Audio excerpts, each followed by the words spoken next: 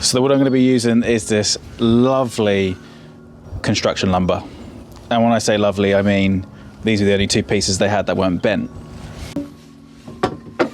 In this video, I'm going to be showing you how I made my own Tensegrity table. If you've never seen a Tensegrity table before, they've been around for a few years now. I'm definitely late to building one of these. If you've never seen one, they usually consist of two separate parts that are held together, or suspended should I say, with tension and also gravity, and it gives the illusion that they're floating. So there's a bit of physics going on here. Stay tuned and you can see how I built my own Tensegrity table.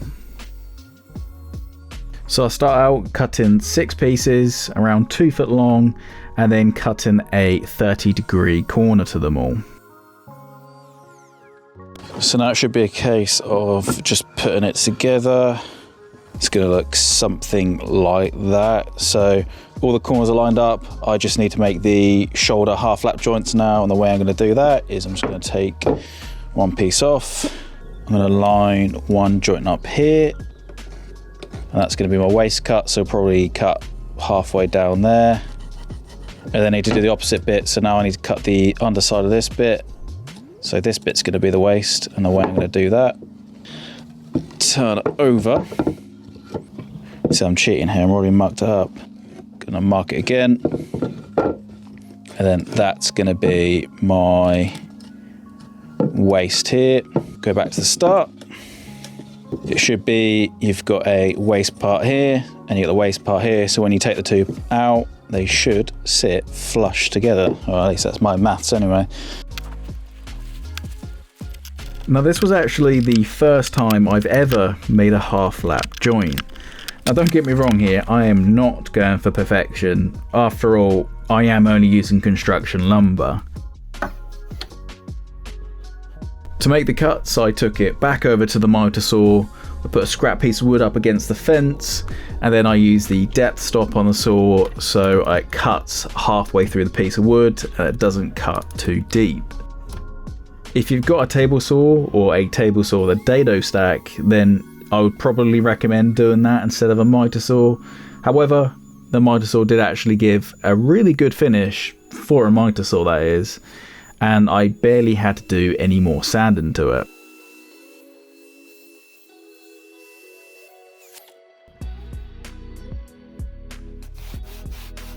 I then lightly sanded all of the pieces before then dry fitting it all together and being surprised that I made my first triangle.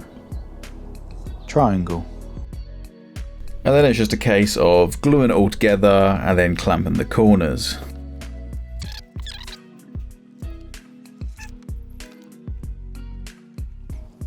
I used some glue along with the sawdust that I previously extracted from sanding the same wood. That way, when you mix the two together, you can smush it all into that joint and it helps keep the same consistent colour. The next day, I took both triangles out of the clamps and gave it all a sand to 150. The plan is we're going to be staining these bad boys, and there is nothing worse than when you miss that tiny bit of glue residue, you go to stain it and it just sticks out like a sore thumb. This is going to be the bottom piece, so I chamfered the edges just to give it that more 3D look. I also sanded all of the corners down so they're not as sharp, because like moths to a flame, there are children and corners of tables.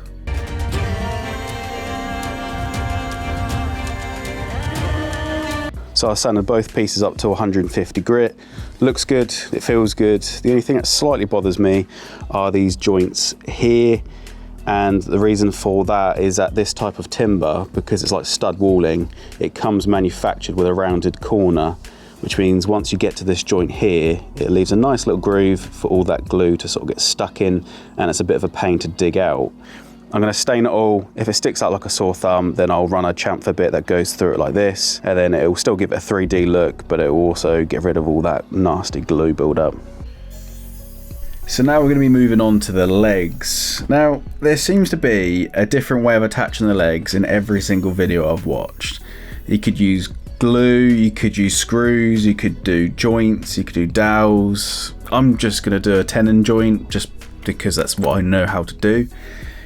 I set the depth stop again on my mitre saw, and I'm also cutting this angle for the shoulder at a 30-degree angle, just like the framing.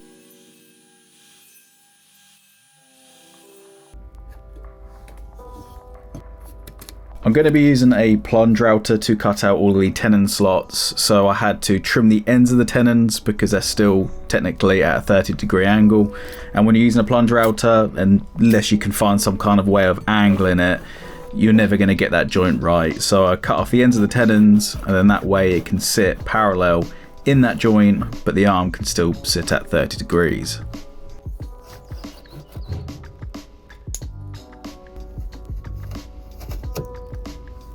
After a bit of cleanup with a chisel, I just took off some of the edges just to avoid chip out and to help it slide into that joint. And then it was just a case of simply tracing around the tenon, marking out the area I needed to cut out, and then marking on my plunge router how deep I wanted that bit to go.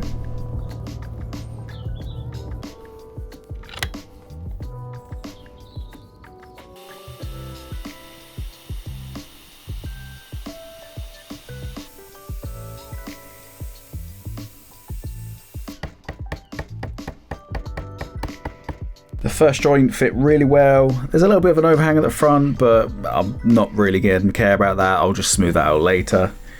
And then I repeated the process on the other half of the base, but this time I cut the tenon slot in the corner of the joint rather than down the middle. I then ran a chamfer around the edges of the arms, gave another light sand in, and then tested it all together to see if it's actually come to anything. So now that I've got further on, I'm sort of regretting putting the leg in the middle of the base instead of one of the corners. So at the moment I've just dry fitted these joints, so they're not actually glued yet. That's how I wanted it to look. I wanted them to look symmetrical. I wanted the corners to line up with each other, but you can see how the legs get really close to one another, and that's a bit annoying because that's where the illusion's going to happen. Now I've got two solutions how to fix this. I can either do one, I can actually take out the leg that's in the base, put it in a corner, and then try and patchwork that up the best I can. That could work. That is another way you can make these things. Or I could just rotate this base so now the points are actually in line with the flat parts of the bottom base, and you can see how the legs actually have a much larger gap to help that illusion. I just don't like how the corners of each side are no longer in line with each other. It's either do that or try and do some patchwork, which I'm not really confident with. Now the beauty of YouTube is that I can cut all of my clips down to make it look like I built this thing within a day. Just deciding where I was going to put the legs alone took at least 2 days. I just could not commit where I wanted to put them, and I'll be honest, I just got bored of looking at all the parts left in my house, and I thought, screw it, I'll glue it all together and it can be a future me problem.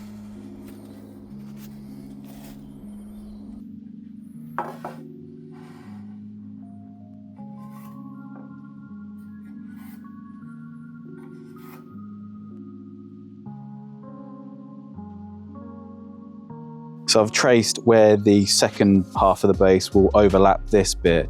So I know that these areas here are where I can make my attachment points. Now I could do an attachment point in every single one of these.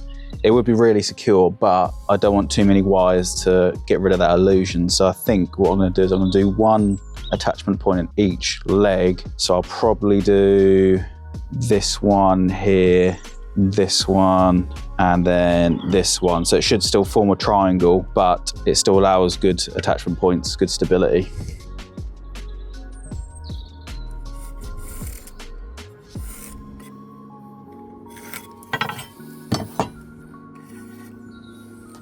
This is definitely one of them things where I don't even know if this makes sense myself. It's just one of them things where screw it, just do it. And if it doesn't work, then you'll try and fix it later. That's what being a woodworker is all about. So now it's time to actually commit to a decision of where I want to drill the holes. So to start off with a 3mm drill bit, I'm drilling into the bottom half of the base here, and I'm going all the way through. It doesn't have to be wide, it's just enough for the string. And then I've got some 4mm stainless steel rods, and you'll see later in the video how I actually go to attach these. But for now, I'm using the same thickness, so 4mm drill bit, and I'm drilling all the way through that side of the wood. And then with a 6mm drill bit, I then come in from the top, and then that way, when I put the rod in, you can see it down in the middle and it's lined up perfectly. I did have to cut these metal rods down, so being the great neighbour that I am, I decided to use the loudest power tool in my garage.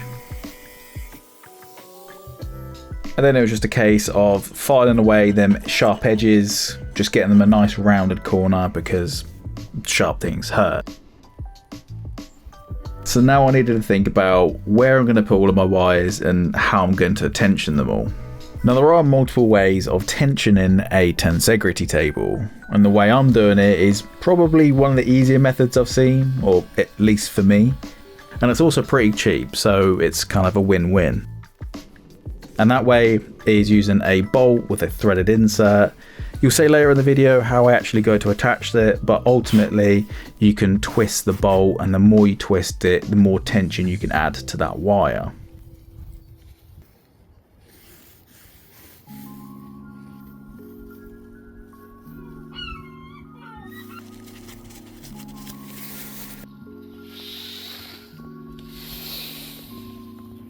So it's a new day now, which means I've changed my mind again. I think I'm going to commit, I've already said that I think twice in this video, but I'm going to do the symmetrical design.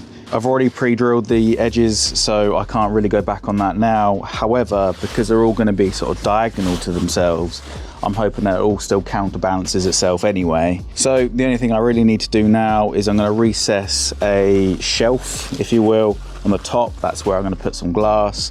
And then most importantly, actually, I need to put the string in between these two legs here and get that right, because that's where most of that tension is actually going to be put on.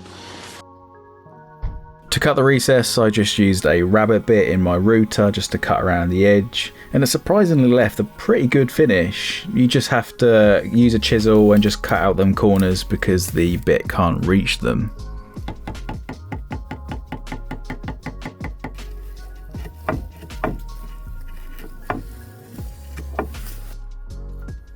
For the glass, I managed to source some from a local guy on Facebook Marketplace who recently moved into his house, and he just found some glass lying in his garage, so he was giving it away. Now, if you've ever watched my last project where I made an infinity box, you know I don't have a good reputation for cutting glass. Now don't worry, I have learnt from my mistakes. This isn't toughened glass, this is glass that can be cut this time. So don't worry, it's all good. Or at least that's what I was telling myself anyway.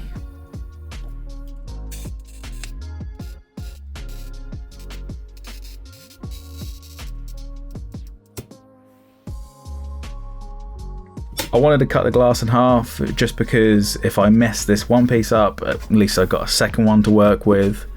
And if you're thinking, oh, I can't cut glass, that looks too difficult, it's too complex for me, just try it. It's surprisingly easier than you'd think.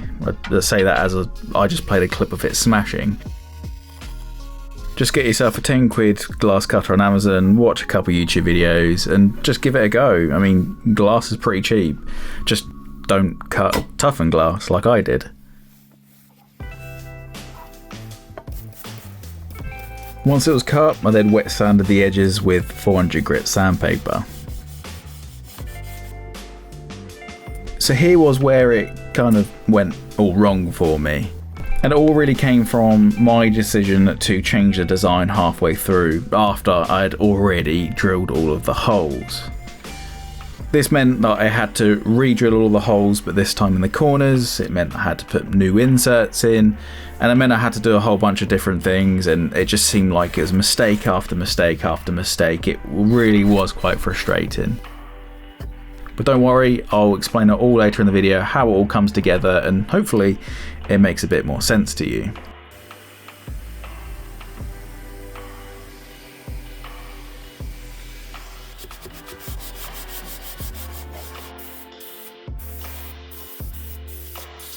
I just realised I'm an idiot. I didn't actually need to drill through the top of this leg here. I actually need to drill it from the bottom because the string is going to connect down to this one here. So I should have drilled through these parts and not actually the bottom bits, top bits.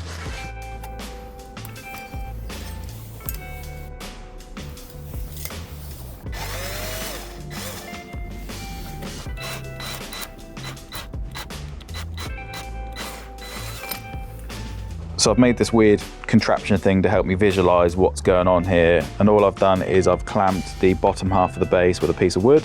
I've then done the same on this side. And then as it goes up, you can see I've actually clamped the top half of the base with that same piece of wood. And I've done the same there. And then I've leveled it off. So this is the final result of how it's actually going to look. And you can see I made the mistake of I shouldn't have drilled the holes at the top of the feet. They don't actually line up anymore since I've lined up the base. So what I'm going to do is I'm going to line maybe about an inch or two off the top and run it straight down, and it's going to meet an inch or two off the bottom as well. So they're not going to be on the feet. I'm going to have to fill them holes in, but that's probably how it's going to go. The gap's a little bit too close for me, but I can't do anything about that. I've already committed to the angles, and I should have still put it in the corner, to be honest.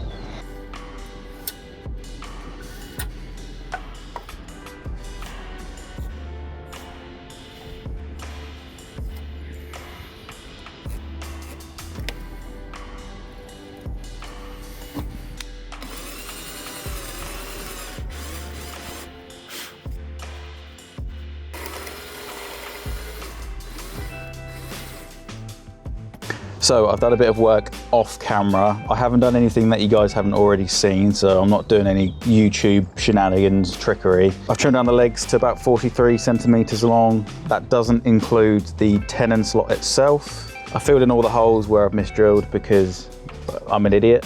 I've also filled in all the holes from the previous design, and because we're drilling in the corners now, I've of course had to put all of the threaded inserts in the corners as well, so I've done that. Again, it's exactly the same process of how I made the original one, so there's no difference there, but it just leaves it to be sanded again, probably for the third time, and then stain it, and then hopefully we'll get the strings attached.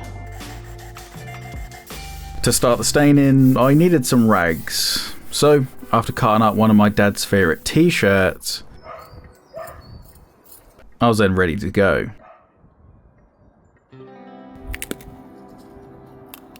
I'm using a dark oak colour here, and the reason why I didn't want to use anything too dark is because I didn't want it to contrast too much with the strings. The string colour I'm using is going to be like a light grey, and I felt like if I had a light coloured wood, then it will sort of blend in a little bit more and help that illusion.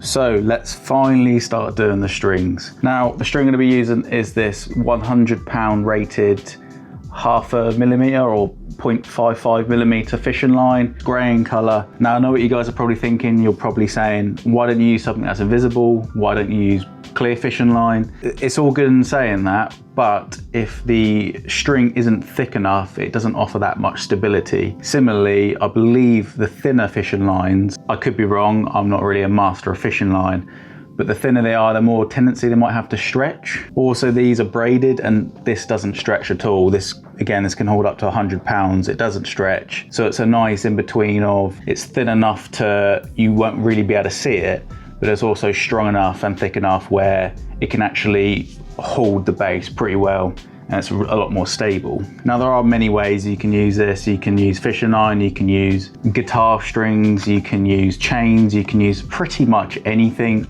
But because we're going for the illusion of we want it to look like it's floating, that's why I'm opting to use this. So I thought I'd say that before all you guys start saying that in the comments. So to start off with, we're going to be doing everything upside down. So this is actually the top base. The bit where the glass goes is actually here.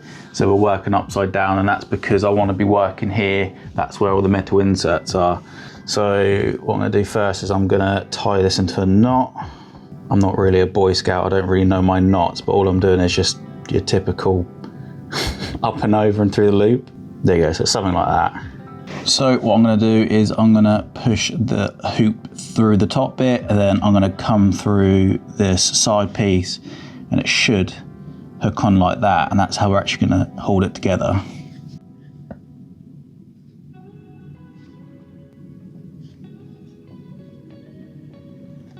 So that is pretty strong. So I'm just going to do the same thing for the other 2 holes, and then we're getting somewhere.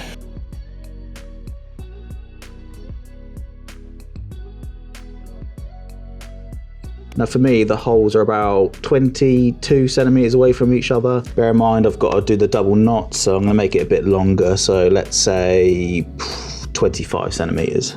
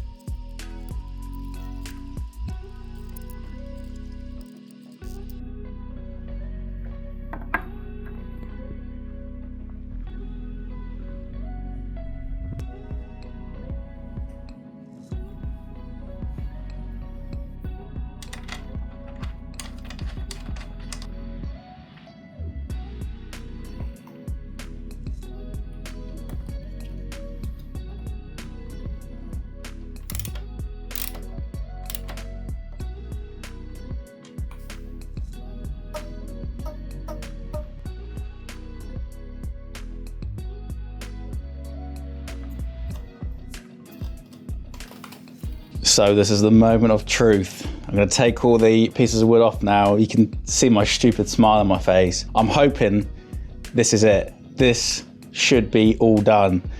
I just need to take the wood off now. That's 1. That's 2. Ooh. And that's 3.